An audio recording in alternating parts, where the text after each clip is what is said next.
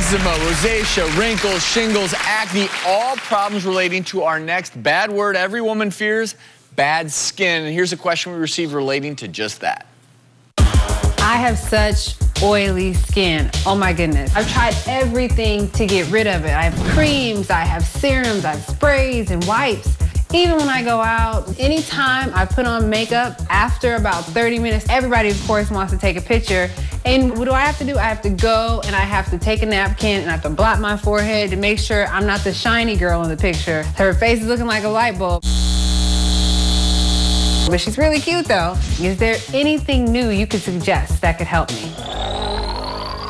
And we invited Catherine here today to meet with dermatologist Dr. Ava Shamban, who says she has a really interesting and unexpected fix for oily skin. So thank you for joining us. Thank you. And it is this potential fix, I'm going to be honest with you, seems extreme to me, but you say it works. Well, oily skin is an extreme skin condition, as it turns out, right? I mean, if you're on a date or you're on an interview and your face is shiny, it's really nasty looking. She looks like she's got beautiful skin. She does, but when she gets oily, then it looks like there's an oil slick spill on the face. On your face? Yeah, it's not attractive, and it requires really. The fix is low-dose botulinum toxin, and so today I'm using Botox.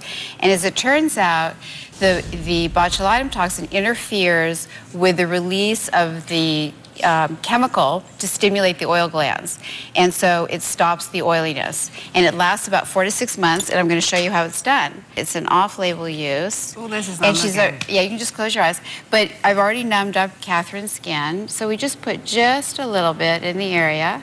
Thank you, Jesus. Beauty gods are coming through. Pain is beauty, pain is beauty. Oh, thank you, Jesus. The highest density of the oil glands is in the classic T-zone, right across the forehead, down the nose, just to the side of the nose and onto the chin. But Catherine, most of your oiliness is... a mess. It is a mess. It's like a knockoff Gucci bag. It's not right. But at least you have a great sense of humor about it. But this is also, but the oil glands also, that's where the pores come from. That's where the oil glands drain onto the skin, is through the pores. And so some people actually experience a shrinkage of their pores and a reduction in acne. So it was just an interesting observation when people were using Botox that people's acne got better, their pores shrank. And so by using very, very low dose, we can avoid any kind of change in your muscles, so you can still have that beautiful smile. How often is she going to have to get this done? About 4 to 6 months. And then in between, she'll use some topical skin creams that will help keep it dry. So if you're someone like Catherine who is really devastated by this, you know, this is an off-label use of Botox. What are things that people at home can use who don't want to go get injections to help minimize that oily, what do you call it, Catherine?